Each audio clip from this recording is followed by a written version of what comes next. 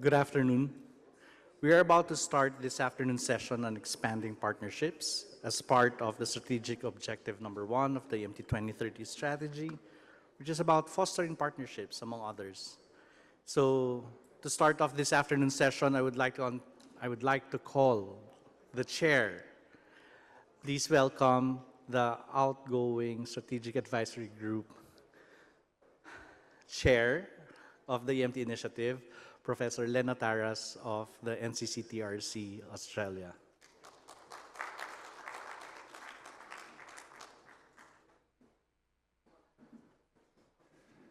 Every time I hear outgoing, I think I'm retiring or being just a chair. Yes, thank you. Yes. Thank you. Okay, I'm definitely refreshed by that. Look, welcome. I'd like to say, distinguished delegates, esteemed colleagues and partners, this session will focus on one of the most important cornerstones of Emergency Medical Team, the Emergency Medical Team Initiative, fostering partnerships and knowledge sharing. We strive to achieve the vision of the 2030 vision that was launched in beautiful Yerevan 2 years ago. I had the absolute pleasure of launching that and having great support, and expanding partnership and strengthening networks across sectors and disciplines, which is not just an ambition, but is a critical element of what we do. A little take-home message would be, don't start exchanging cards, business cards, during a disaster. That is not the time to exchange business cards. The time to exchange business cards is part of preparedness. Preparedness, we talk about people, warm bodies, stuff. We talk about all of the other stuff we do, but establishing partnerships should occur well and truly before the event. And partnerships are the very framework of what we do and how we do it. It's well articulated in the 2030 vision, the strategy, but we need to have partnerships. And those partnerships need not just be limited to other fellow government organisations, other fellow non-government organisations, but also the private sector and other interested or other assets that can actually foster what we're actually responding to. So keep that all in mind, and this afternoon I won't go through the whole of the CVs of individuals because they're very esteemed colleagues who are going to be here, but we're going to give each person 8 minutes to speak to their particular topic, and at the end some will actually ask of the audience perhaps, is there a question that or they may pose a question in an interactive sense to the audience, just to make sure that everybody is still wide awake. But having said that, at the end we'll have a brief question and answer session as well. Without further delaying, and I would like to take an opportunity or an indulgence of thanking our UAE colleagues, in particular Abu Dhabi, for hosting this wonderful event. It's just been fantastic. Having said that, I'd like to first of all call Greg Hines from the International Federation of Red Cross and Red Crescent. Greg.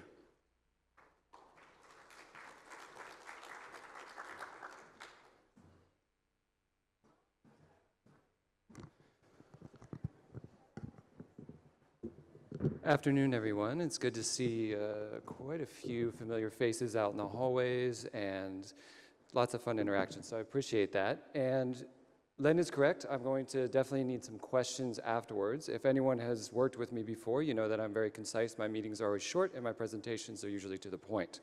So if we can go to the next slide. No? I'll start without it. So as part of the International Federation of the Red Cross, yes. Thanks, Roy. That was collaboration and Roy and I's partnership that we've had now for about 1.5 years. So the Red Channel Agreement, a strong and growing collaboration, and The Red Channel is a critical piece for the International Federation of the Red Cross, Red Crescent Societies to interface with the EMT network as well as the WHO. I want to give some background to show why and how the IFRC cares about partnerships. Because IFRC identified many, many years ago in the late 80s and early 90s that rapid response was needed. Multiple national societies were responding independently. And after several of those responses, we recognized a need as an organization that we had to develop global deployment mechanisms as well as minimum standards. And that is carried through to today, as we all know. And we developed the rapid response modules, and I really like that term module because at IFRC, we're starting to modularize our ERUs to provide interoperability within the IFRC network, which is great. The Gaza Hospital, which has been mentioned multiple times, that's an ICRC hospital, our cousins within the movement, is a modular response from multiple national societies. We deployed our prototypes, but the first true ERU was in 1996, so we've had a lot of time to learn. And I only bring that up is because IFRC has this institutional knowledge and wisdom that we really want to share with the rest of the EMT network. And I'll get into some of the ways that we've done that. And we've all know the full history, but I do bring this up because I want to say that IFRC was there from the beginning, and we are a principles-based organization. We hold them very, very dearly, and at the beginning of many trainings, we recite the principles because it is part of who we are as the Federation and how our national societies agree to work together.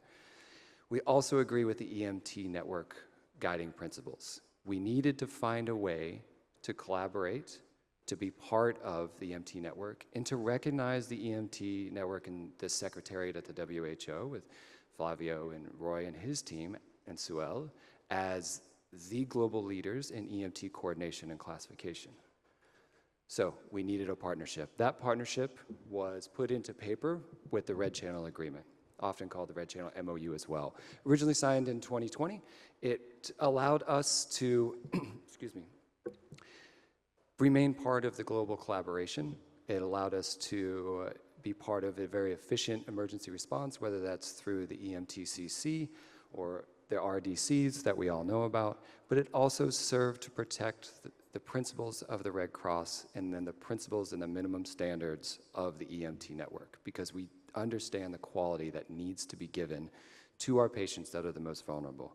But we also have to maintain our ability as the special status that the Red Cross has to be able to operate in the spaces that sometimes other organizations cannot or will not. So it acknowledges our standards so that when a Red Cross, Red Crescent EMT type 1 or type 2, which we call the Red Cross Emergency Clinic ERU or hospital shows up, the nation states understand that it is equivalent to the classified EMTs through the normal WHO process. And also we're using it as a baseline quality assurance mechanism because we want to pull from the people that are part of the network and then we want to give back and show what we learn. But some of the things that we pull are the deep understanding and the multiple deployments that you have and the lessons learned. So again, the partnership through the WHO is that we really believe in all of us working together, and it also lets us work well on the ground. So how has this happened? How is this in action now? So the sharing went both ways. Roy and Jorge's team were wonderful, came to Finland, and we did a mentor training in Finland. So now we are developing a channel to the side that is going to mirror almost exactly the WHO EMT Secretary networks, that whole minimum standards, and the way to become a type 1 or type 2. We mirror it exactly, we just exceed it in some ways because as ERUs, we require certain things like a longer deployment. You have to be able to be there for 4 months, things like that. And you have to interact with our local national society. So the mentor training was bidirectional. They learned a lot about the complexities of our global system. We learned a lot about the details of how the classification will work within the Red Channel. And it was really great. There's lots of familiar faces sitting in this room and in the hallways that were actually at that training, so please say hi to everyone. In summary, at the end, I really want to emphasize that we have to expand our partnerships. We all understand the resource constraints right now, both financial, human resource, and then access issues. we have to have these close partnerships, and we have to provide the right care at the right time to the most vulnerable populations. So EMT believes that, HEPR believes that, IFRC believes that. So the red channel, I gave a quick kind of brief overview because I like to be concise. We're at booth 17. Please come by, ask as many detailed questions as you want. Please ask questions now. Nothing is off the table. Any questions that you have, concerns like how does this work, very happy to answer them. And if I don't know them, I'm going to ask Roy what I should say. So, any questions? Roy, please.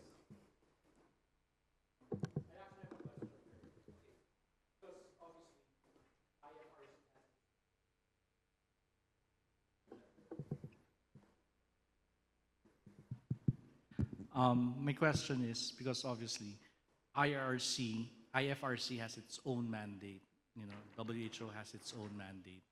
Just out of curiosity, how did you or IFRC manage or contain, let's say, resistance from the organization, from the membership of the organization?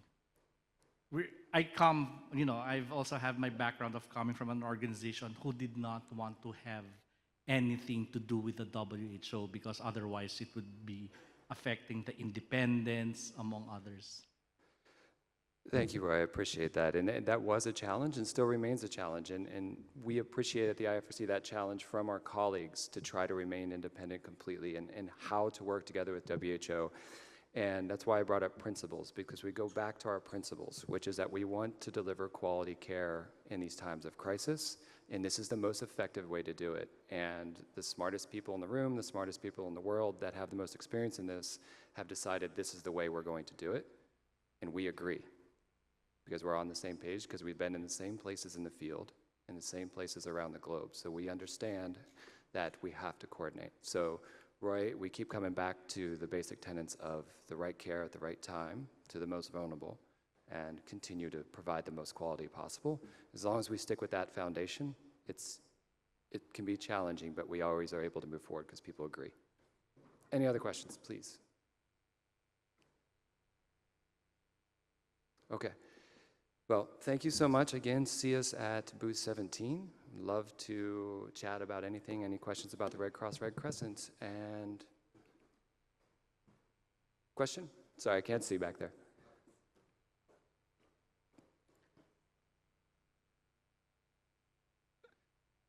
Yeah, thank you very much for the presentations. A quick question, it's in regard to operational capacity. Most of the time you rely on Red Cross, Red Crescent Society in countries. So how are you supporting countries in terms of operational capacity? Because I'm trying to look back in some of the emergency and natural disasters response. We mostly rely on the society, Red Cross, society crescents in countries. So how are they capacitated as we are waiting for the full IFRC to be on ground? So I think I understood your question correctly, that how do we capacitate the national societies in the countries beforehand? So we do try to do a lot of national, was that your question? Correct.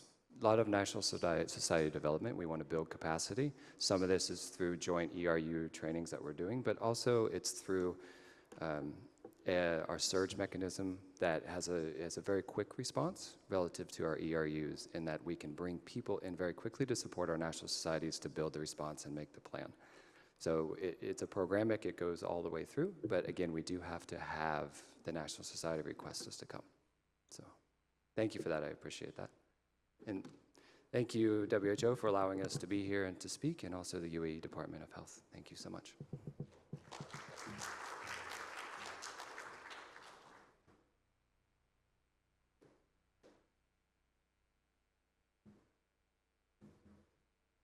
Greg, it's for us to thank you for speaking and giving such a fine presentation. Next, I'd like to invite Sergio da Silva, UN OCHA. Sergio is the CivMil coordinator, focal point for the United Nations Office for Coordination of Humanitarian Affairs, that's OCHA in Geneva. come to the podium. Thank you.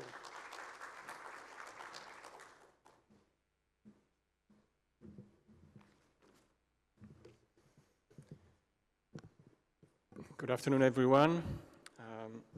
I'd like also to extend my thanks to WHO, the EMT Secretariat, and our hosts, the UAE Department of Health, for giving me this opportunity to present the newly signed letter of intent between the UNDAC Secretariat and the EMTs. This collaboration enhances how we respond to sudden onset disasters, supporting national authorities, and strengthening coordination among international responders, all with one shared goal: to save lives and provide timely relief to those in need. UNDAC, how do I move slides? The green one? No, that's back. Yeah, thanks. UNDAC is a critical mechanism within the international humanitarian system, providing immediate support to national disaster management authorities in the wake of emergencies.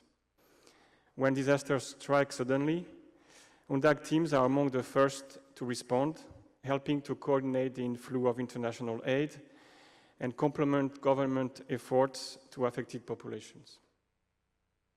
In these initial hours, UNDAC teams play a crucial role in creating a clear and coordinated response alongside UN resident and humanitarian coordinators, humanitarian country teams, and governmental entities from the affected states.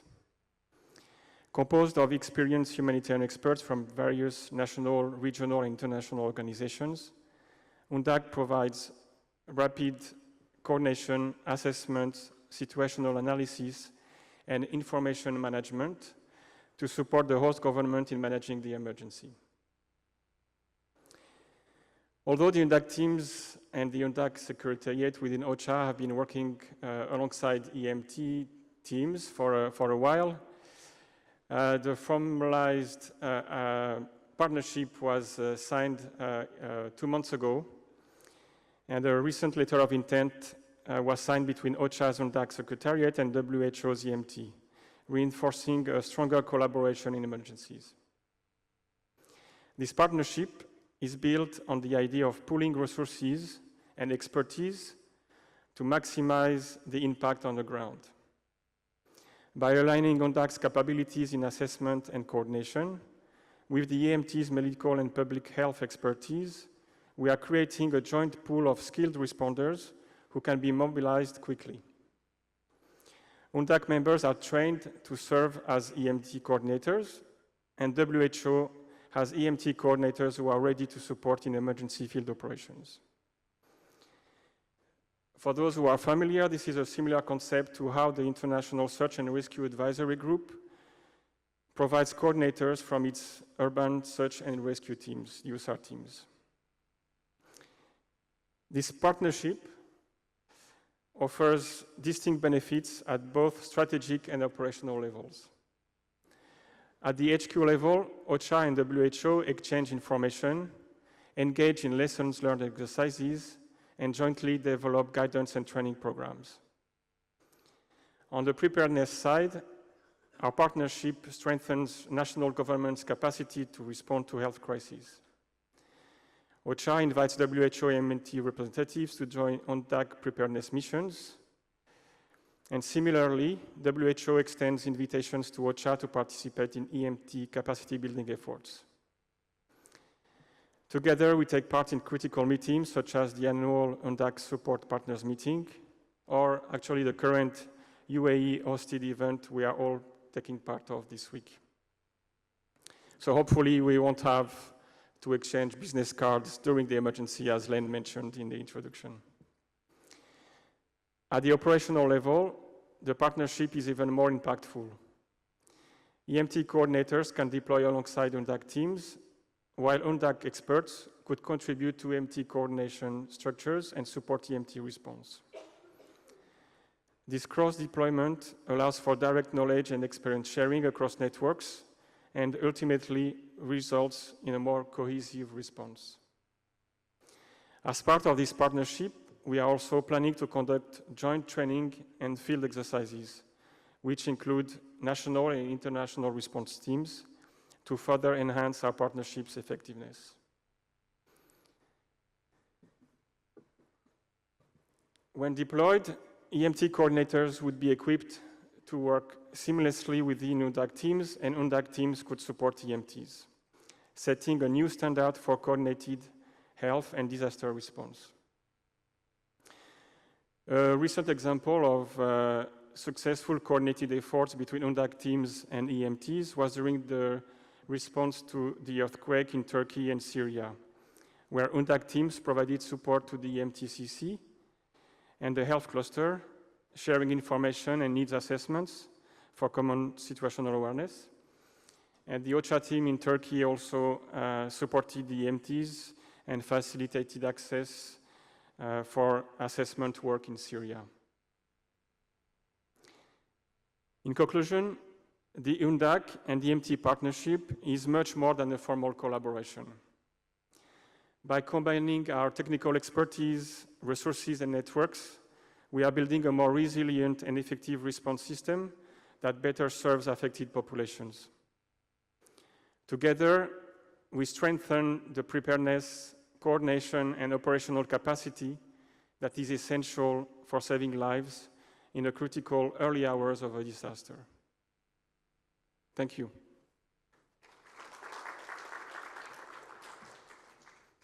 And I'm happy to answer any question you might have. If no question, I might address a question to you in particular. So after all these different points that we presented, I presented on the letter of intent and the collaboration between UNDAC teams and EMT. I would be interested to understand from your own experience or area of expertise, how do you see additional benefits of both the UNDAC teams and the EMTs working together in common responses to crises affecting different governments? That would certainly help us to also further develop our collaboration with the EMTs. Any ideas, any observations from your recent experiences?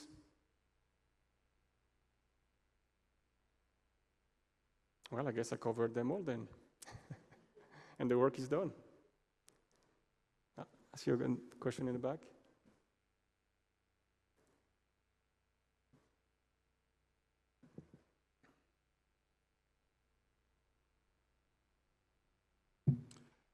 It's not a question, but just a response to your interventions on your submissions.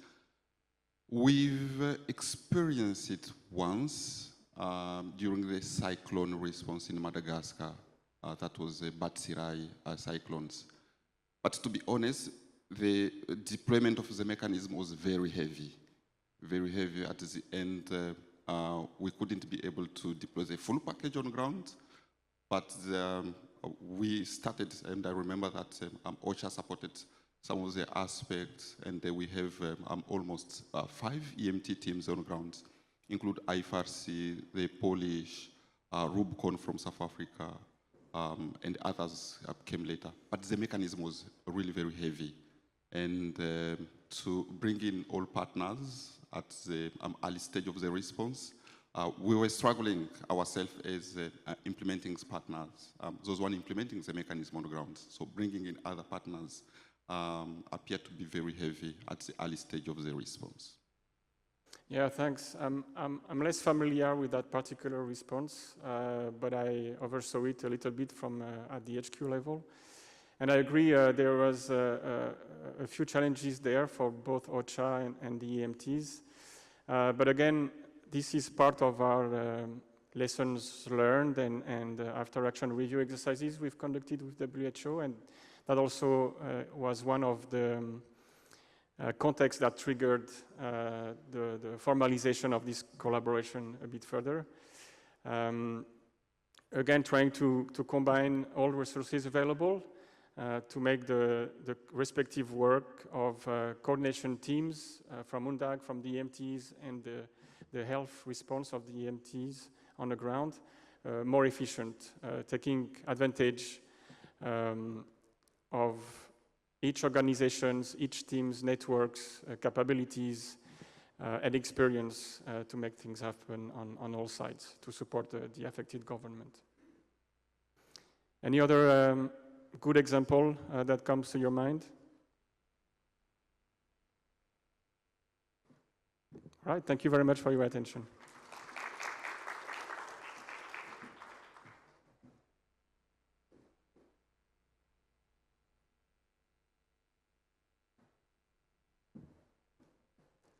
Thank you so much, Sergio. I think what is emerging is the ability to scaffold, in a sense, running parallel responses.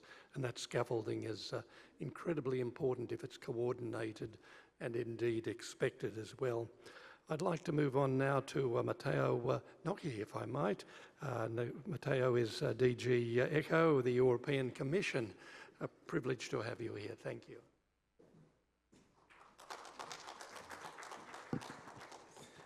Many thanks. Good afternoon, everyone. It's a real pleasure to be here with you today. I'm Dr. Matteo Gnocchi from DG ECHO, European Commission. DG ECHO, for those who are not fully familiar with this, is a Directorate General of the European Commission, and our mandate, our mission, is to provide essential European civil protection and humanitarian aid operations. And this is very in line also with our Treaty of the European Union. I want to focus a bit more with you on the European Civil Protection Mechanism, which is the mechanism we can activate at the European level to cope with disaster, and anytime there is a disaster, anytime there is an emergency. And this mechanism is based on the cooperation of the all 27 member states and additional 10 participating states. And just to give you some figures from its activation, we already got some 800 activation for different emergencies. I don't want to go into details, but probably would be important also to see how this mechanism works. And as you can see, there are 4 different levels of responses. The first one, anytime there is an emergency, is the national response, which is, in most cases, the most effective response to deal with disaster. But if this is not enough, and unfortunately this happens quite often now, we can activate other 3 levels of responses. The second one is a mutual assistance, by which there is a bilateral agreement between 2 or more member states. And if this is not enough, we can activate other additional 2 levels of responses, which are more, I would say, European oriented. One is the European Civil Protection Pool, which is indicated in orange in this slide. And the European Civil Protection Pool is a pre-committed pool, indeed, of assets, which are voluntarily offered by member participating states. In 2019, we realized that that was not enough. We have some very complex emergencies in which we need to have something more. And that's the reason why we activated the last level of response, which is the rescue indicated in red in this slide. Today we are obviously speaking about the EMTs. I want to provide you with some numbers when it comes to EMTs. Particularly, again, focusing on these 2 last level of responses, the European Civil Protection Pool, again in orange, and the rescue. And as you can see, the number of EMTs we have under the European system mechanism is going to be quite significant. In total, we have more than 45 EMTs. Quite significant part of these are already classified. We are in the process to classify 20 or something more EMTs. But what is important also to discuss with you, and today is a great opportunity because it's the first time we can introduce this topic, is the rescue EMT. The rescue EMT is something very innovative to our view, and this is indeed the EMT we are introducing at the rescue level, so the level that can be activated only in case all the other levels are not enough to cope with the crisis and emergencies. And the rescue EMT is a very complex system and project as well, which is composed by 3 EMT2 and additionally 18 specialized care teams. So as you can see, we are extensively introducing the concept of the specialized care teams in this project, according also to the WHO 2030 EMT initiative. Let me show a very quick video to give you more details when it comes to the Rescue EMT project.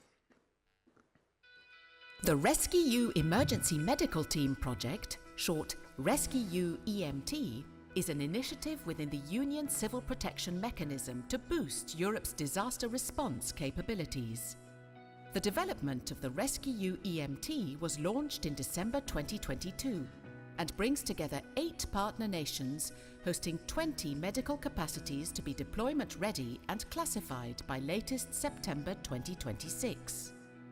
The aim of Rescue EMT is to strengthen the emergency medical assistance for affected population in sudden onset disasters and health crises. The Rescue EMT capacities can be deployed standalone, coupled, or self-sustained to support the national response efforts on health in disaster areas. Should be our next video, if I manage to work. Aligned with WHO standards, the Rescue EMT project highlights the importance of collaboration across Europe and beyond. By working together and sharing resources, expertise, and knowledge, we strengthen our collective preparedness and ensure a more effective response to sudden onset disasters and health crises. Rescue EMT demonstrates the spirit of solidarity across Europe. The initiative is funded by the European Union, while the capacities are provided by 8 member states and participating states of the European Union Civil Protection Mechanism, with the support of national and international partners. So as you can see, this is a very complex project and we are facing many challenges, obviously, but we are, I would say, in a good directions, and we believe that this can be operational by the end of 2026. But our cooperation with WHO is something more. It's not only about EMTs. There are so many strands we are indeed following with WHO. I just want to mention something which is related to the EMTs family again. First of all, we are supporting the EMTCC, the EMT coordination cell, and this is something we believe is very important because we don't want to duplicate any coordination, in particular during emergencies. That's the reason why, in particular, during the earthquake in Turkey 2023, we started supporting the MTCC with our experts. And we are also repeating this experience now, currently, during the emergency in Gaza. In this case, 35 experts have been deployed to support the MTCC operation. Medevac is the second, I would say, very big strength in which we are closely collaborating with WHO. The current, again, war conflict in Gaza is a very significant experience, and we are indeed, in this case, supporting evacuation of patients. You can see the complexity of the operation in this kind of context. In this case, on top of supporting the medical evacuation operation, and this is thanks to our member states, we are also supporting with our experts and liaison officer. And of course, Ukraine, we don't have time to go into details, but more than 4,000 patients have been evacuated thanks to the Union Civil Protection Mechanism, and this is also thanks to the cooperation with WHO. Lastly, we have a very, I would say, long list of standard operating procedures. That was a very long journey, and now we have operation set up with WHO, by which WHO can activate the Union Civil Protection Mechanism and can benefit of the assistance we can provide. I'm approaching the end of this presentation. Again, if I manage to go ahead. Looks like I'm not. I need some help. Okay, it was too much. Okay, now I managed. We see the need to strengthen cooperation with WHO. Of course, when it comes to EMT classification, this is something that we have discussed several times with colleagues in WHO. We really wanted to respect the deadline to have our EMTs classified in 2020, by the end of 2025 and 2026 when it comes to the rescue EMT. Why? Because the emergency are even more complex and we need to have these capabilities ready for our operations. We really believe that it's important to align on standards, but this is something that I think is now clear for everyone, again, to continue our contribution in supporting EMTCC cooperation. But there is something more. We start recently to discuss how we can support also the establishment of the EMTs in humanitarian setting. This is something new for us. We really believe this would be an important step ahead, and we want to support locally the establishment of the EMTs. And then we have new challenges, which actually are not very new. Something is very old, actually, like CBRN, and we want to work with WHO in defining standards also for this kind of scenarios. Many thanks, and of course, if you have any questions, I'm here. Again, thank you.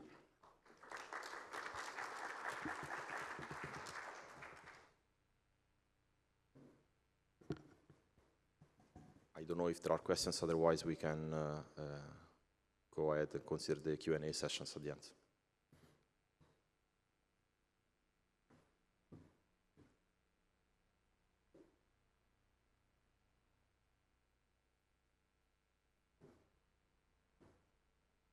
Thank you so much, Matteo. That's much appreciated.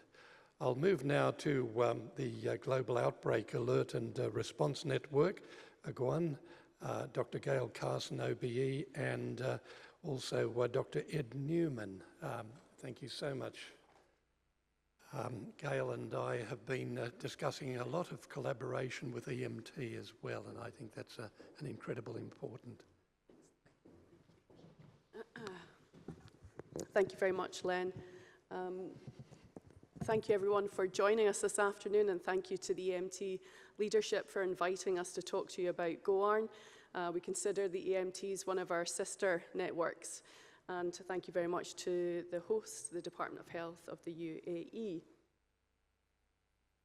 For those of you who don't know much about GOARN, I'm going to just take a couple of minutes to explain who we are and why we exist. So GOARN was set up nearly 25 years ago now by the WHO, and Mike Ryan was part of that, to bring together a number of institutions and agencies who used to respond to outbreaks at the request of countries around the world. And we realized, I say we because I actually was at that first outbreak, I'm giving my age away now, which was Ebola in Uganda and Gulu, to bring together everyone because we realized that we were stronger together. It was all about collaboration. And back then, it wasn't about a lot of standard operating procedures. It was about collaboration, about trusting each other, about having a certain way of working together to help the people that we were there to help.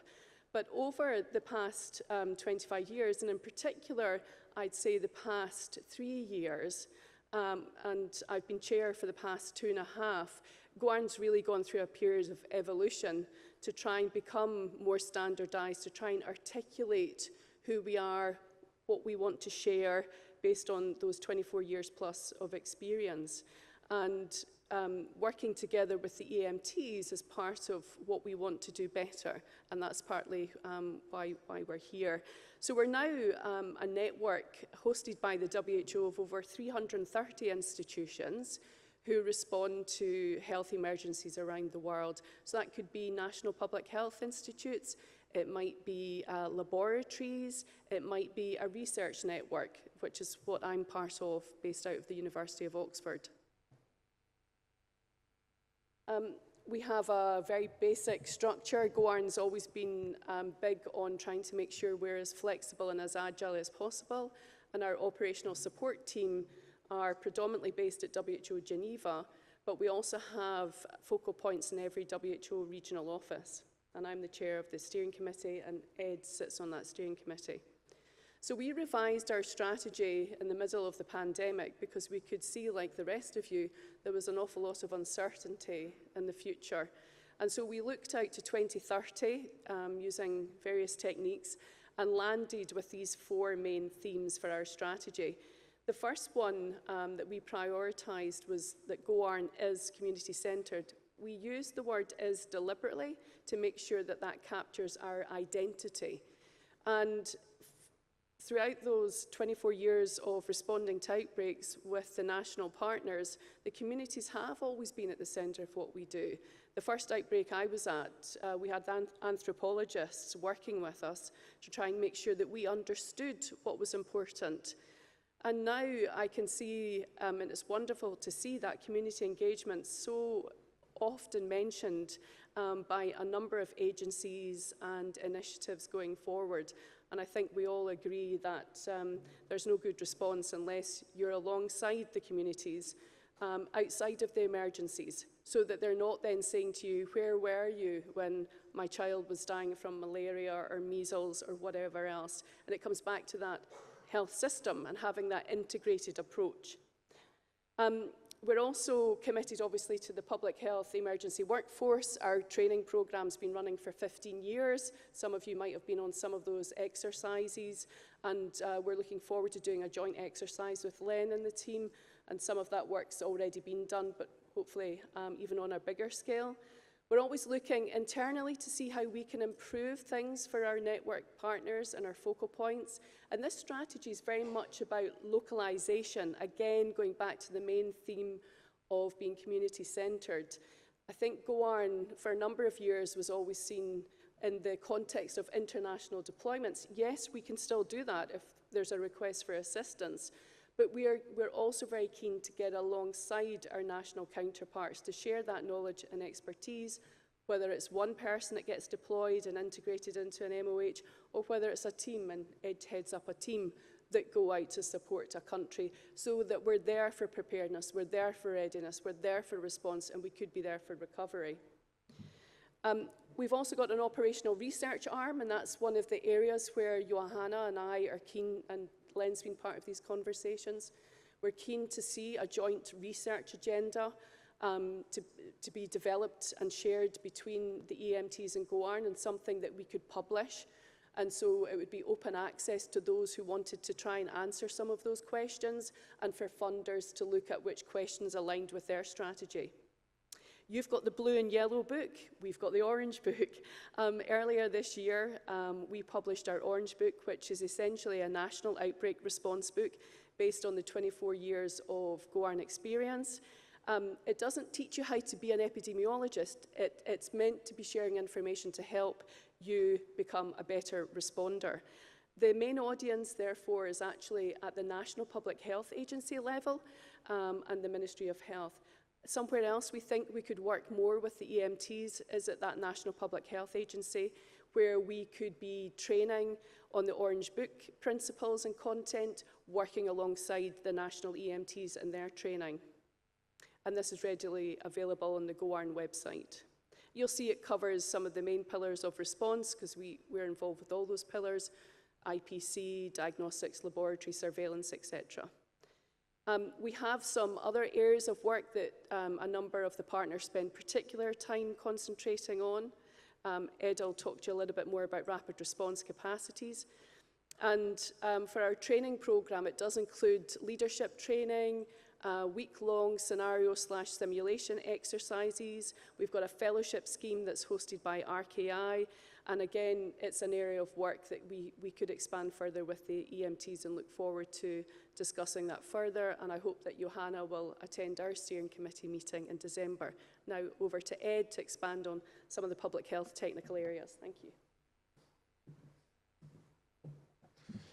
Thank you, Gail. So just in the last half, or less than half, of our presentation, we just wanted to take you through a couple of areas, sort of practical, on-the-ground areas where GOARN partner, in this case the team that I run, the UK Public Health Rapid Support Team, have supported EMTs during response. And there's two on there really to highlight case studies from recent years. In this case, this is UK Public Health health rapid support team supporting the UK emergency medical team. And that's obviously because we have a good relationship between those two organisations in the UK. But it absolutely doesn't have to be. And I think the opportunity really that we wanted to highlight today is having go-on partners providing that public health technical expertise to EMTs should they respond to infectious diseases incidents, or more common these days, the sort of more complex emergency where there's a significant public health threat. So the two case studies that we use is a UK EMT deployment to Solomon Islands in 2022. They were mainly working on ITU facilities in part of the COVID response, and came to us with a request for specific IPC advice and support. And so we provided them with an IPC advisor that co-deployed alongside UK EMT and provided IPC training for the workforce on the Solomon Islands, and was able to give that advice while the EMT concentrated on the clinical need. Similarly, last year, and we already heard in one of the other sessions about EMT deployment to Malawi, the UK EMT deployed to run a cholera treatment centre, and again, very quickly identified the need for that public health expertise as part of that response. And so we co-deployed 4 field epidemiologists consecutively over the length of that deployment, which was a 4-month deployment in total. Giving that cholera treatment centre, and then later the sort of mobile primary healthcare facility that was set up in the wake of the cyclone, that inbuilt, sort of embedded epidemiology data management capacity. And that obviously was a huge help to the EMT team that were there to do the clinical case management, but particularly with a response like running a cholera treatment centre, you can't have one without the other. So 2 sort of case studies that we have had in the past. And then the last bit to touch on really is the go-on strategic groupings. So within the go-on structure, within the network of the 330 organisations, we're beginning to group them strategically based either on technical interests and areas of technical expertise, their geographical location or the area that they operate in, or things they have in common like language commonality. So you'll see on the diagram there's Portuguese-speaking countries, for example, clustered together, the organisations that can support those countries. The key one, I think, for this audience is those technical areas. So we have a risk comms and community engagement strategic grouping that consists of the RCCE collective service, so WHO, UNICEF and IFRC, consists of my team as well, because we have RCCE advisors too, and a couple of other organisations. And it brings together those technical expertise so that group, of that sort of community of practice, can then provide either our own public health response deployments, or for this audience, support other organisations such as EMTs where that's needed. And one of the major strategic groups, which we've heard about already in the course of the last 2 days, is the DISC, the Diagnostic Surge Capacity. And this is a sort of microbiology diagnostic support that we established back in April. As a group, it's formerly a network of rapid response mobile labs, now brought under the go-on strategic grouping. And you can see on the slide, it provides that sort of targeted and scalable coordination of diagnostic support. And that can be anything from deploying an individual microbiologist to advise a national response on its testing strategy, all the way up to a mobile laboratory to be able to actually provide testing on the ground in the field. And a key thing around the go-on DISC strategic grouping is its interoperability with EMTs, and we've seen that, and it's been talked about already, where we can provide a mobile diagnostic lab facility to an EMT that's deployed to give it that diagnostic support. Clearly, that's an area I think there's a lot of interest in us collaborating together. So that brings us to the end. We were going to do a very high-tech interactive bit, but in the interest of time and not getting Menti to work, as is the theme for this session, we'd really like to hear from you and from the EM community about areas where you identify public health gaps, technical support that we can help collaborate with. Gail's also mentioned things like operational research, so really keen to hear other areas where we could collaborate more and formalise those collaborations. Thank you.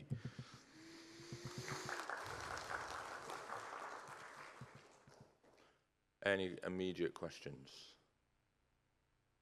There's one just over there on the left, I think. Is there a microphone roaming around?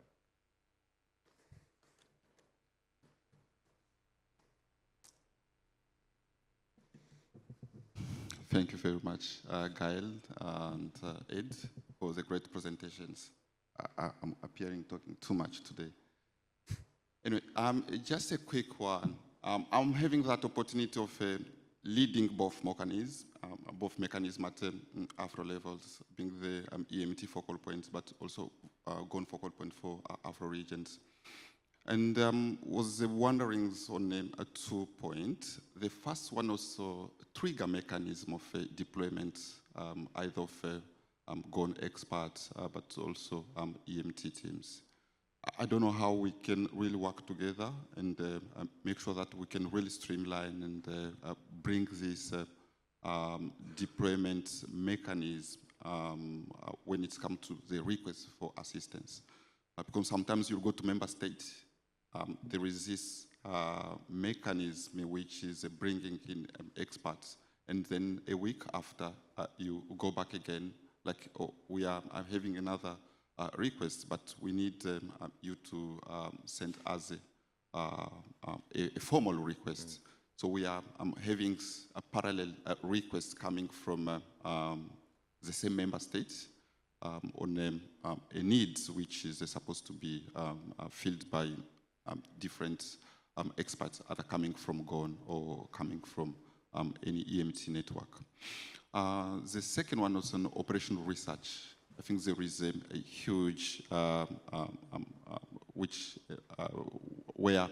EMT and GON can work together. I think one of the situations mentioned by Ed, that was Malawi, but we also have other situations in Zambia, but also during cholera response in Zambia, but also Ebola outbreaks in DRC, but also in Uganda. I think that's one of the areas where we could work together and make sure that how we can capitalize information generated by this operational research to improve the work of both EMT and GON experts. Thank you. Thank you. Thanks, Jerry. Do you want me to do the deployment mechanism one and you can do the operational research? I think that it's something that we've been talking about actually here for the last couple of days, particularly with the case studies that I just shown around what makes a go-on deployment, what makes an EMT deployment, and not wanting to overburden member states with having to put in multiple requests. And I think you're absolutely right, especially from some of the recent experiences. It's not something we've necessarily got right yet. And I would say as a go-on partner that provides public health expertise, I'd also roll standby partnerships into that as well. So we get a lot of go-on requests for 3 to 6 months worth of support, which myself as a go-on partner, I can't really go beyond 2 or 3 months. And actually you then end up going, well, maybe this should have been a standby partnership request. So there's definitely something, and I would sort of signpost, I don't know if we've got any GHEC colleagues in the room, but signpost that coordination that hopefully GHEC will bring, where a country can talk to someone like yourself, Jerry, as a focal point and say, these are all the things we need. Can we now put in those requests and have it split up more at a headquarters level, where there's one request from a member state and it goes to the EMT initiative, it comes to go on, it goes to standby partners or whoever else can fulfill that request.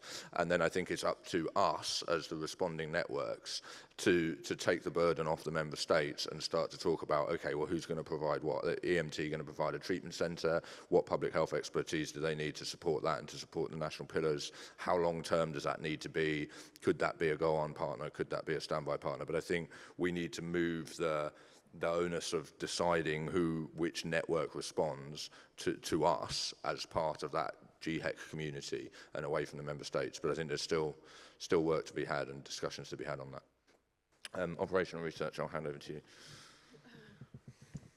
Thanks, Jerry. I mean, you're in quite a unique role, so I think we would look to you for some of the answers as well. But as Ed says, we've been trying to consider, from the lens of a national counterpart, we need to start looking that way at the problem, as opposed to us looking from, some kind of somewhere in the stratosphere into a country.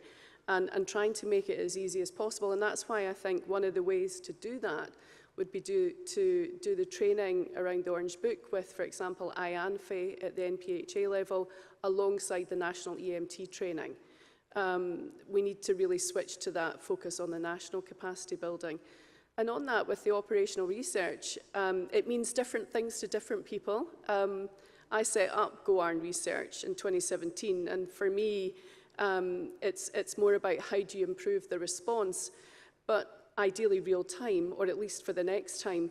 I also still think that data and information are power, and our passion, for example, against the fact that the conflict and our vulnerable populations never seems to be dealt with only takes us so far. The information and the data we collect can be used for advocacy and to try and gain the political will that's required to try and focus in on the vulnerabilities and the vulnerable populations around the world. We must never give up on that, even if I feel as though I'll never resolve some of these issues myself.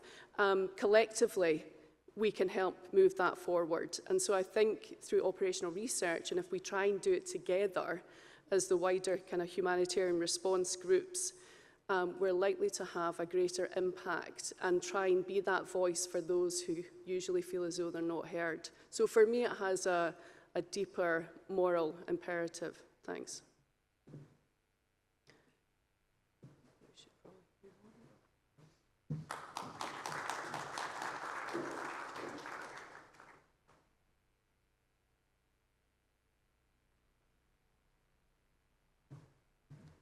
Thank you, Gail, and thank you, Ed. That is very much appreciated and complements the work that we're doing. Next up, I see we've got Glenn Keys, and Glenn is a long-term friend of mine, I have to declare, and represents the private sector, which is a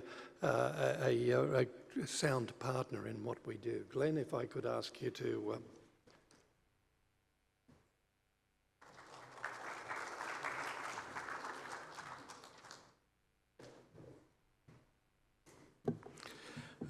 Thank you very much, everybody, and thank you very much to the WHO and the Department of Health here in the UAE for sponsoring this. Very kind of Len to mention we are a private organisation. We are the only private organisation. This is an emergency medical team out of the 49 accredited medical teams accredited by the WHO. So you may not know much about us. So very quickly, we can provide as much or as little as people need in delivery of a service, and I think that's been fundamental to our success as an EMT. The other thing is our global approach. So we operate in a huge number of jurisdictions around the world, 23 different countries, about 6,500 staff, and we draw on all of those, including a much larger pool. What we've heard today is some fantastic frameworks and really challenging thoughts on how we're all going to work together.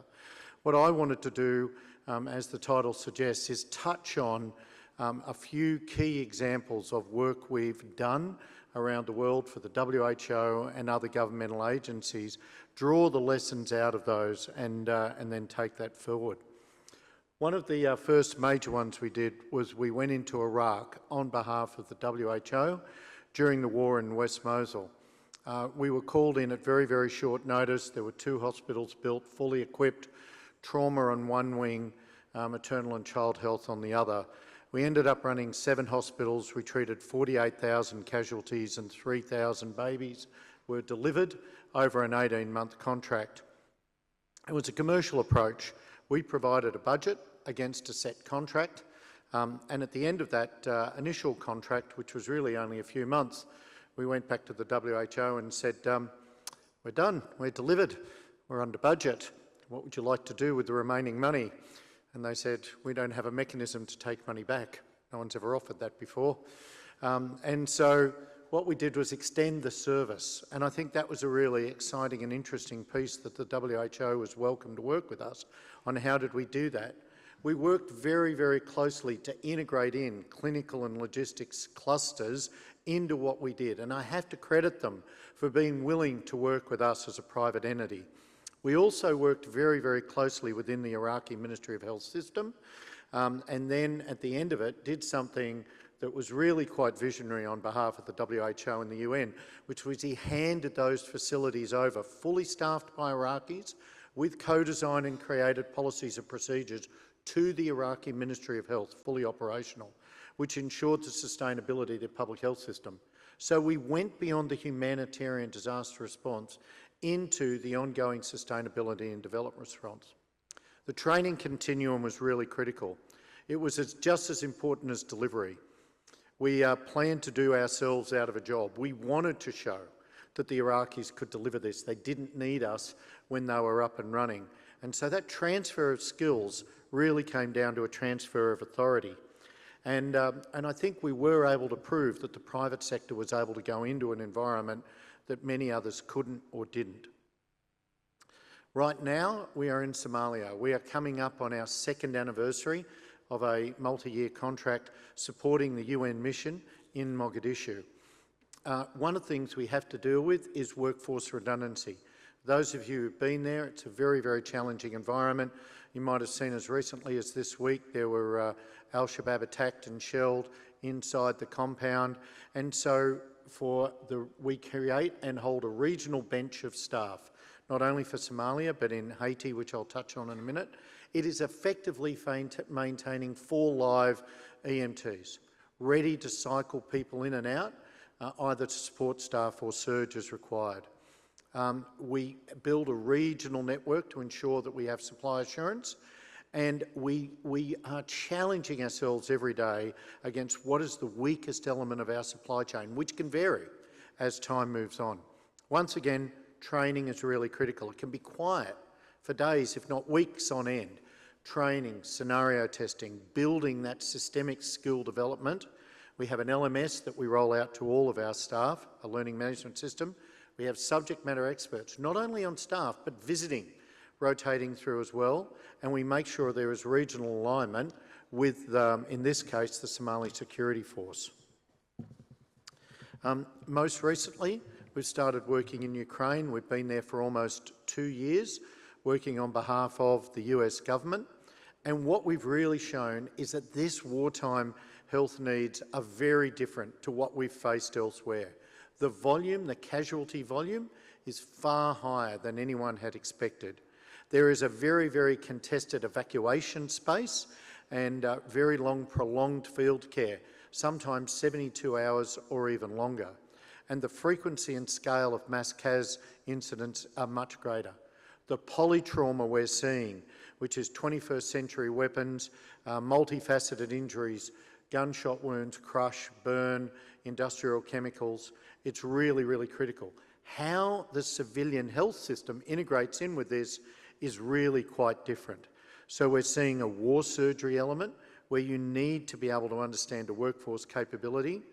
But if you are integrated in with the public health system, what's happening with your short and long-term health implications?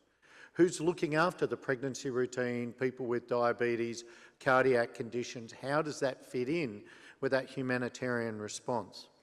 Patient tracking of the injured in and out of civilian to military systems and back again, having a really robust governance system, and the volume of people required mean that you have to train non-clinicians to support clinical delivery in a much greater way than we ever have in the past.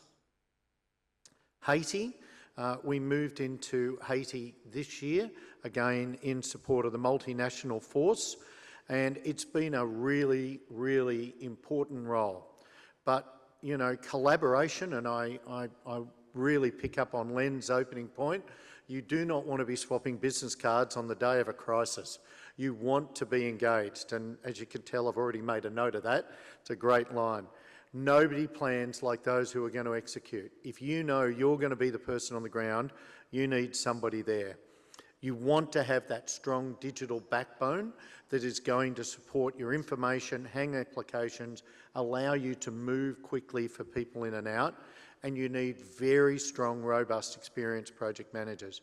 And once again, back to what a training continuum looks like, and build your health response capability not only within your medical facility, within your EMT, but build it out into the security forces. They are your true first responders. So, what are the learnings for us out of partnerships? Well, what we learnt in COVID, in the dozen countries we operated around the world and the Ukraine, tell us that health needs in a crisis impact public health, and we need to integrate those in. And you've heard that today on how that fits in. The global health public sector has a defined capacity, and it very often is unplanned for conflict or disasters, particularly if they are at length. Government capacity can often be limited, and militaries are great at responding, but have a very niche expertise that typically do not suit the patients and clients that we are supporting. And we believe clearly that there is a role for global healthcare providers. We have to integrate. We have to be honest about what we can and can't do, and we need to work together to optimise national responses. I think it's important to note a couple of points. As a for-profit ENT, we draw on a different pool to those within the normal government EMTs. We've actually created a pool outside of that that is critical. We give options for governments and NGOs to have a response without the overhead of their own EMT. We can white label, and quite honestly, we're a little less bureaucratic to navigate because it's me. So we get to make the decisions to make stuff happen. But what that still does is we are held to a very, very high level of clinical governance and clinical outcomes. Thanks very much, and I'm happy to take any questions.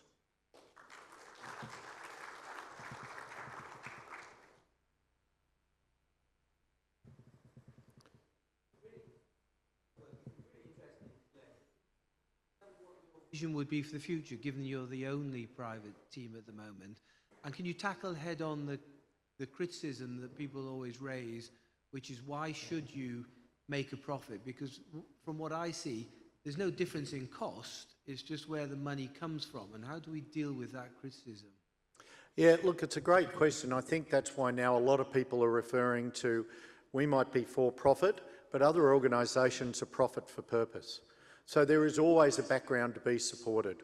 Any of the profit for purpose organisations are still going to need an overhead, which goes towards the same cost base. How it's spent is a range of things. But what we'll be able to deliver is often underneath that cost because our margins are typically lower. But to answer your first point of where does a vision typically sit, I think for the future, I think we need to make sure that we have developed these steps in the first place. I think organisations like ours should be ready to be completely open book. And I would call on all of us to be that, because I think that is a really critical aspect. Know where the costs are coming from, understanding where it's going.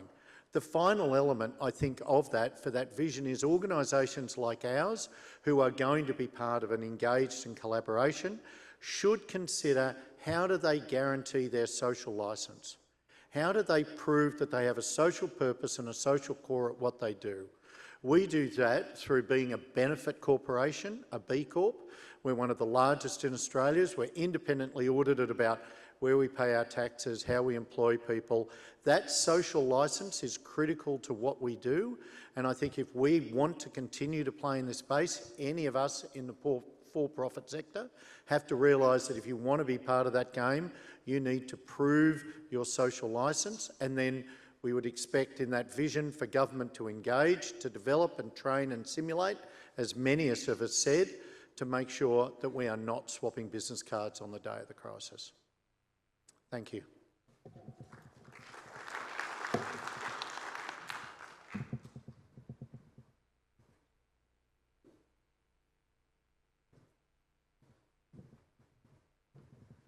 Thank you so much, Glenn.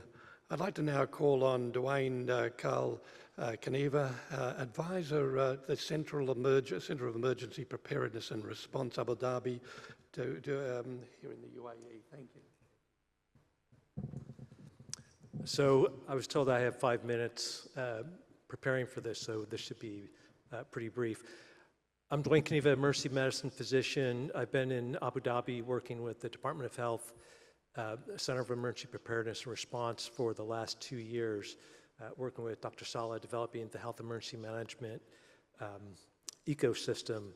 And to be open, transparent up front, I don't have a lot of experience with WHO. I do have experience with humanitarian missions through my background. I've spent over 30 years in the U.S. federal government, in the U.S. military, working with some military mission, humanitarian missions, working on tactical what we call Tier 1 response teams to disasters, and then having most of my career spent in emergency preparedness, national security, and homeland security. I've had a very interesting view of the health sector response throughout my career, and I think I'm going to really foot stomp what Glenn was just speaking to with respect to the public-private partnerships, because I think that is a very viable way to go from my experience. So I wanted to cover some of the strengths and synergies in talking about a public-private partnership model, what I've seen in the U.S. government's response to preparing and responding to disasters, and some of the characteristics of each of these,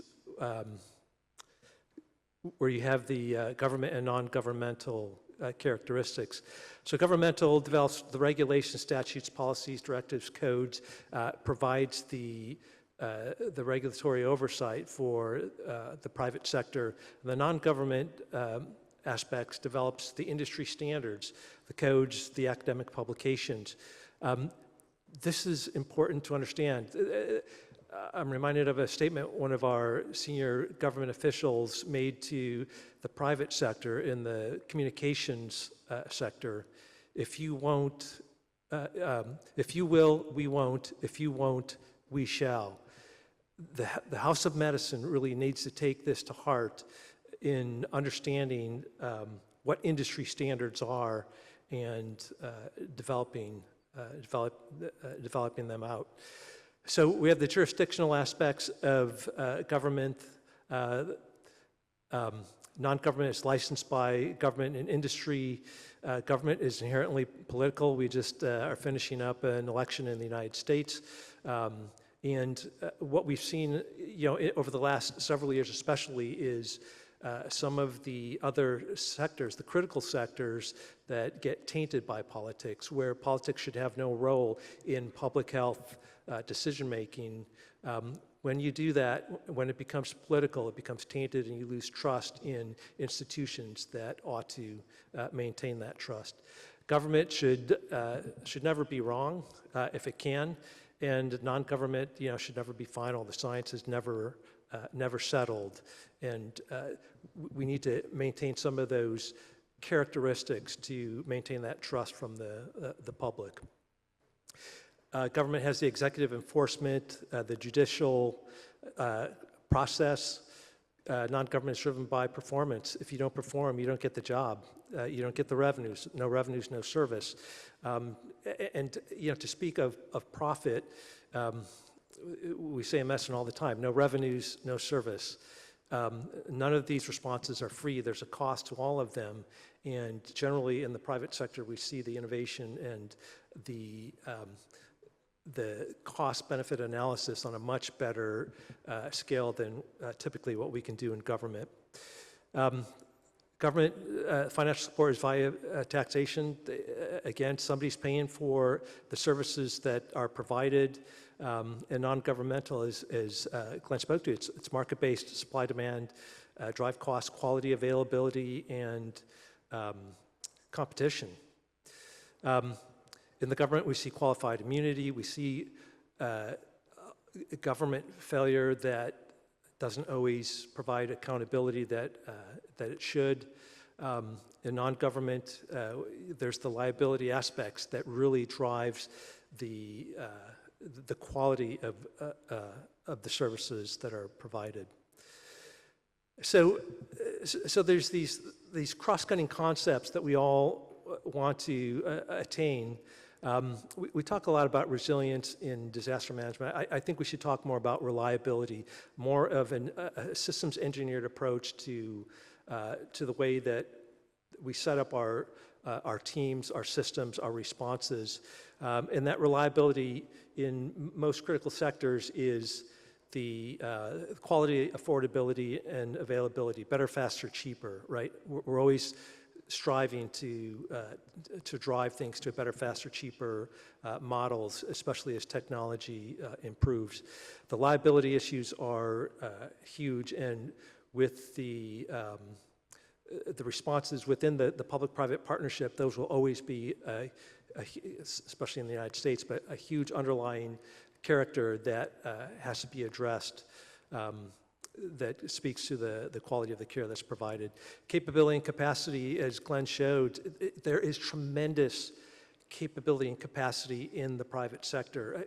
In my experience in the United States, we had 4 hurricanes that made landfall in 2017. On the third one, that I think it was Isabel that came up through Florida, we had 40,000 lineman technicians pre-staged, ready to restring the energy, the power sector.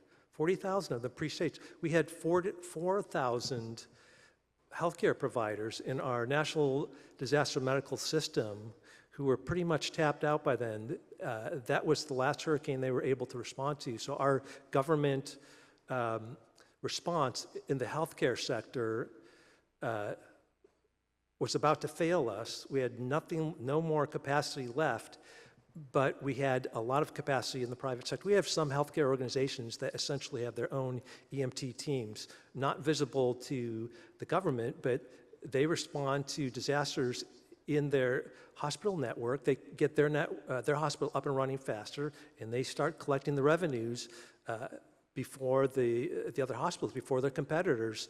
So they stay in business, and if those that don't make that investment, get that return on investment, end up losing out. Again, the accountability, personnel, and service level accountability is critical, and really one of the areas of expertise in the private sector, right? So always the accountability, the liability issues are always prime when you know that you are going to be ultimately responsible. And then brand image, right? It's all about maintaining your core brand, your image, better than your competitors. So again, that competition that drives a healthy response. So I think these are some of the same points that you've heard throughout. There are services that are inherently governmental. Public health certainly is one of them. Healthcare, we see different models, the state-sponsored healthcare systems, but largely, I think around the world, the resources are in the private sector that allows the innovation, the competition to really drive the quality and capacity and capability. Industry standards need to be industrial strength. If you do not know what a standard-setting organization is, we talk about a standard or standard of care. If you don't know what an SSO is, we have big problems. And I think we have that problem that we need to face in the healthcare industry. All the other major industries have standard-setting organizations that develop industry standards. We have very few of those that we can point to in the House of Medicine. And I think we, the private sector, again, I think the government needs to say to the private sector, if you will, we won't. If you won't, we shall. And in the United States, we don't want the government telling us how to do our business. That's our business in the House of Medicine and the healthcare industry. I think there's a model that we can look to. I looked at the energy sector, the way they were able to respond to hurricanes, that we couldn't do. We couldn't match that in the healthcare sector in my career. And maybe football is another example where every 4 years we've got the World Cup, and all the nations have their own teams that represent the country. So yes, countries need to have their national teams, their national capabilities for their own national homeland security. But then there's this other model, right? We have the private leagues that have the different tiers, the different capabilities. And so there is probably room for a combined model where we have both public and private sponsored teams.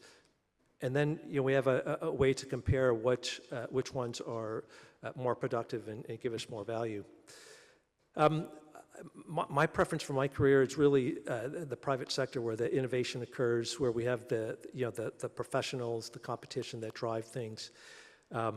And you can do that in the international model. I think, Aspen is really a prime example that we need to look at much more closely.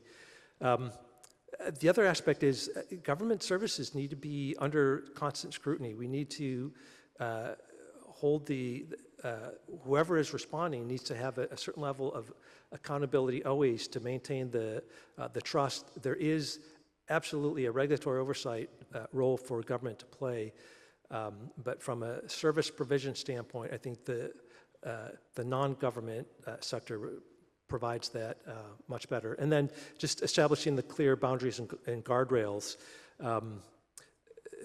Private companies are subject to civil criminal complaints. Government sometimes doesn't have that same level of accountability, sometimes qualified immunity that is probably not in the interest of the customers, the people that we are serving. So with that, I'm going to stop. I know we've got maybe some time for the panel to take questions, but thank you for your time.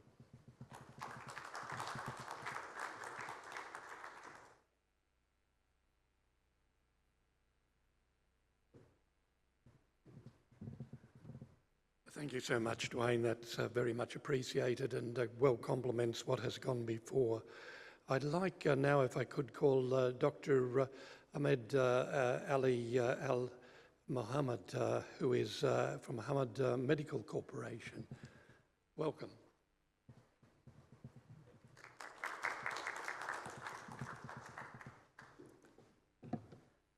Hi, everyone. Thank you very much. I'm sorry for keeping you so late. And really very happy to be part of this great meeting, and special thanks to WHO and the Department of Health Abu Dhabi for organizing such an amazing meeting. So being part of the organizers for the World Cup and the Health Strategic Command Group, we were in touch with the many aspects of the preparation and preparatory teams. And one of them was, of course, the health side. And luckily, lately, we had this report published already by the organizers in collaboration with the WHO as well. And I think it's accessible through WHO website, hopefully. If not, it's going to be soon because it's already published. So in this talk, we're not really touching about the exact substance of EMT work, day-to-day work and managing disasters and so on, but it's related to mass gathering, but in a much cooler situation. In this case, we're talking about sport and holding the FIFA World Cup in Qatar in 2022. And the idea here is forming a consortium of several bodies coming together for an initiative on utilizing the idea of having a mass gathering of people coming from different parts of the world into Qatar for a certain period of time, and utilize this opportunity to send certain health-related messages that may have a good impact on people's behavior and people knowledge about health altogether. So the Ministry of Public Health, World Health Organization, the Supreme Committee for Delivery and Legacy, and the FIFA came together with this initiative of sport for health.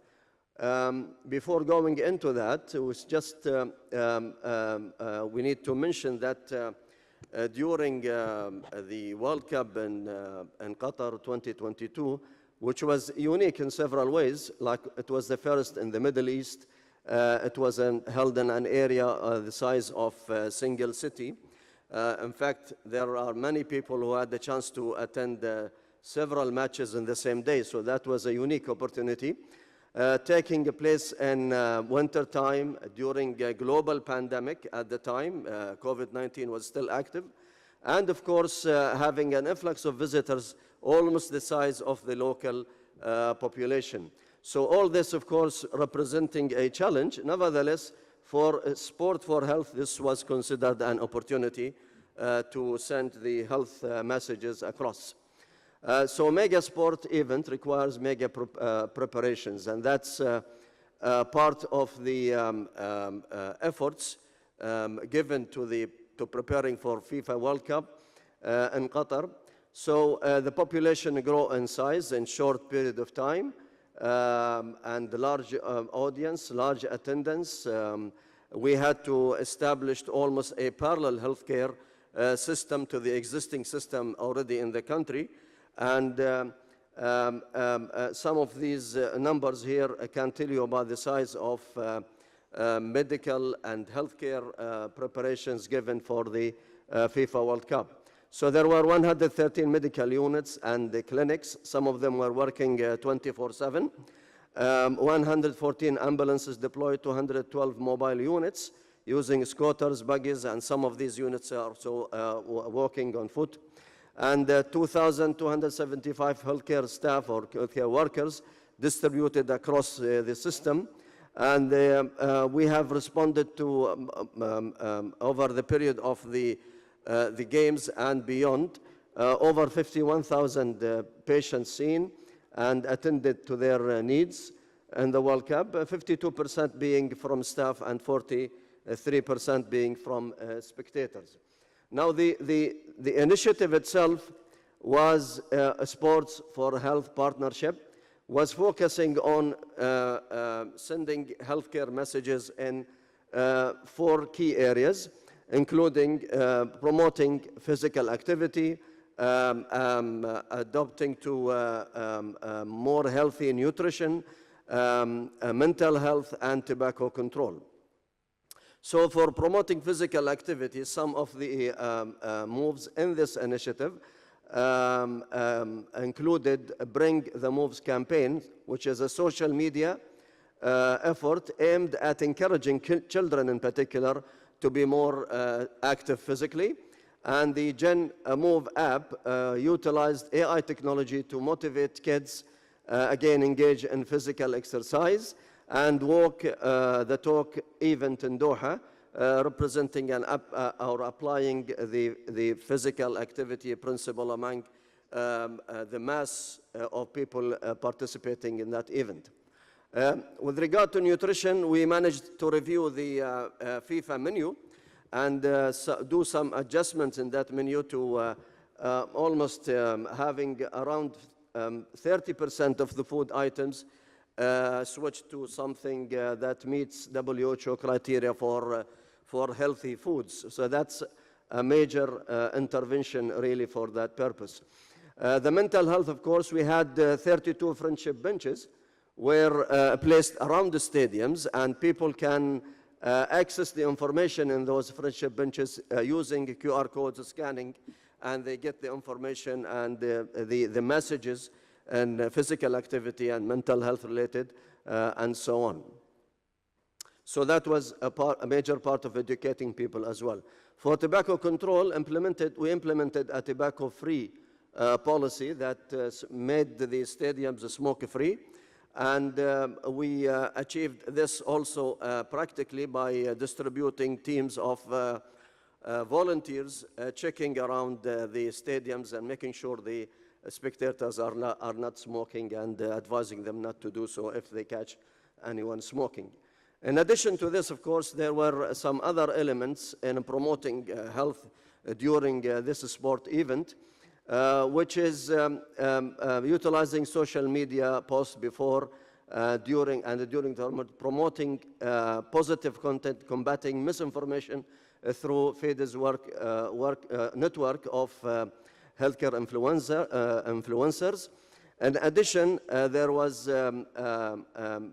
initiatives showcasing sport and health films on Qatar Airways flights screens, where there were launching of the SARA, which stands for Smart AI Resource Assistant for Health, which is a digital health promoter offering counseling on health topics and listing essential medical services and facilities on the Haya app. The Haya app, of course, those who came for the games will be familiar with that every visitor should download this app, where it contains all information related to residing in Qatar and the events related schedulings and things, but we included some health messages in this since it's acquired by most people there. So lastly then, we hope that such initiative is not really just stop at the FIFA 22 in Qatar as such, but it should be taken forward and developed further by any future tournaments, utilizing this mass gathering coming for sports and sending those health-related messages to promote health among various populations coming from across the world. And this is my last slide. Thank you very much for listening.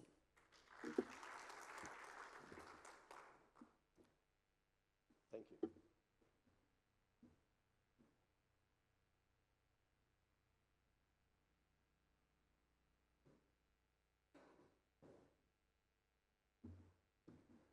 Thank you so much, Dr. Mohammed, very much appreciated. Now I'd like to call on Dr. Andrea Bartolucci, Institute of Security and Global Affairs, Leiden University. Thank you so much.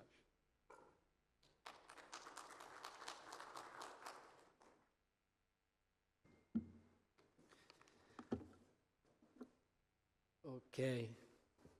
Let's see if you're still awake. Who think research is important? Roy, come on. Yeah, okay, good point. Okay, this is a good start. Okay. Today there was a presentation on how to create a researcher. I will show you how to kill a researcher. Sorry, this is not the font I use, but yeah. Okay, this session is about strength and partnership, but we as a university, we are also involved in the objective number 4, that is strengthened information system, evidence, and research. So why academia and why research? I think we all agree that research is important. We have a lot of presentation today about that. Yeah, this is the objective. There are so many reasons, so many keywords. I mean, we don't have a lot of time, so probably I will go quickly through it. So it provides understanding of the needs, the evidence base required to design effective intervention, and the evaluation of outcomes. I want to show you some projects we are doing, some research we are doing with the EMT and humanitarian response. I am a WHO mentor, and sometimes I tell my team to think about people moving inside the field hospital to foresee issues, challenges, and to see if the EMT works. You can do it in a better way using agent-based modeling, where you actually can see people moving. I removed the video, but if you want, I can show the video. I'm working with the WHO EMT Secretariat on the testing of a new technology called mesh network, where you can allow people to communicate even when the internet and the satellite communication is not accessible. This has been tested for flooding, and our idea is to use it for telemedicine. So you can use telemedicine without the satellite telephone and without an internet connection.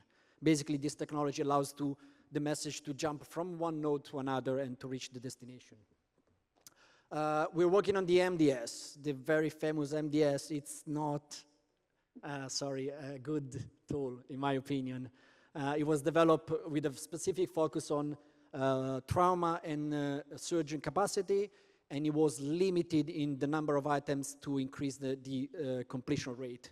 So it was limited, and it is limited. I have another session tomorrow if you want to know more. And this is probably one of the most important projects we have. Is about, it's called Securing Humanitarian Operation, Preparedness and Response to Cyber Crisis in Aid Delivery. So in 2022, probably you are aware of it, the ICRC system was hacked, and more than 500,000 personal data were stolen. Those were data of a project called Reconstructing Families, I think. So it was about missing person, about people who were moving. And nowadays, this is a very huge problem, because after the conflict in Ukraine and in Gaza, we can see how much non-state actor can actually steal data and access to data of vulnerable population. This is very concerning. Why we are researching this? Because there are cyber strategies, but they are for private companies. And humanitarian organizations are not private companies. They have different features that needs to be investigated. It also allows humanitarian organizations to learn from past experiences. I mean, this is the main keyword of the sentence. I work with the, sorry, I also work with the other side. I work with the INSERAG on the 2023 Turkey and Syria earthquakes, on the after-action report. This was not just a report. This was the result of a lot of scientific methods applied to an after-action review. We did interviews, we did focus group, and we also did a statistical analysis of the virtual OSOC data. So it was a very complex, but we were able to have some very specific outcomes, and the INSERAG, they are now working on such outcomes. And of course, evidence-based strategies and meaningful operational changes. So everything is in the 2030 strategy. Everything is on paper. Everything is nice and amazing.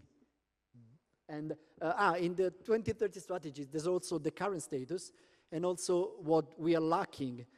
And we are lacking a cohesive research agenda and systematic approach to evidence generation and implementation to inform EMT activities. So everything is there, but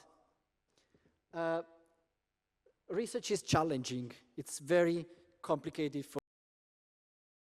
for a researcher, for the academia, and this is probably the main point of my presentation. I found this meme on internet. It was Halloween a few days ago. Research is complicated, but we as researchers and academic people, we are not complicated. We just need good data. It's very easy. We need numbers, and then we can do our research. And now this is the question of the presentation. Do you know how to kill a researcher?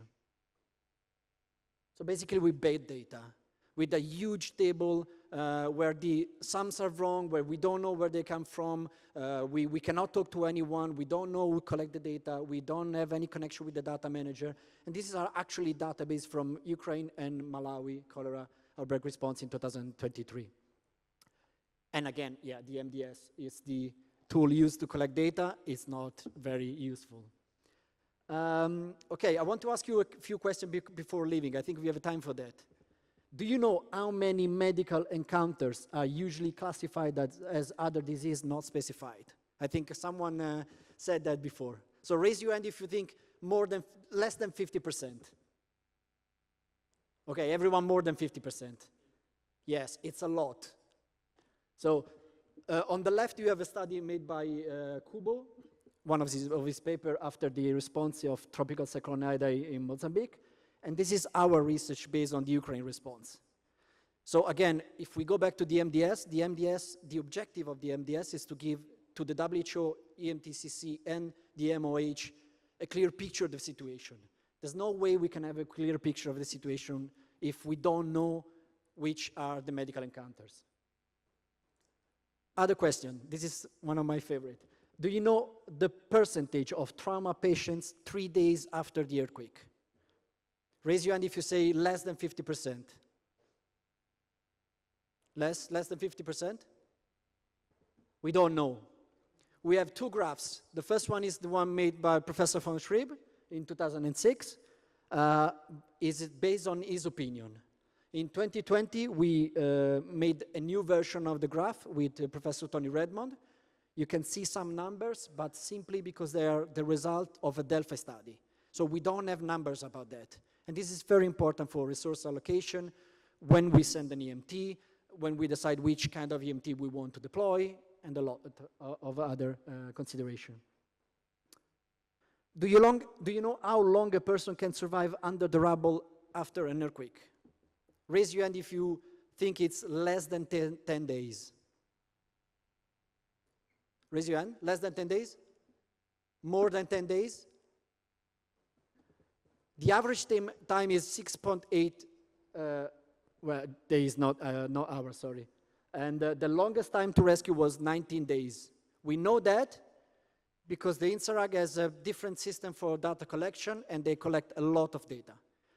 They have probably the opposite okay, they have a similar problem, they have a lot of data, they don't have a clear structure, a plan on how to use them. So they also have a discussion in progress. Now, what we need to do, this is the WHO theory of change. We need to change the culture of data collection. We need to change the way we collect data. This is very important. In research, the outcome of the investigation is the results of the planning of the research. So if we don't plan the research, but we just receive a database, there's nothing we can do. We can only do pie chart and do a descriptive analysis, but we can do more. We need to create an effective research and innovation working group. Sometimes we know about other people making a research on a similar topic in this kind of occasion, at the global meeting or at conferences. We never, or like we not very often talk to each other.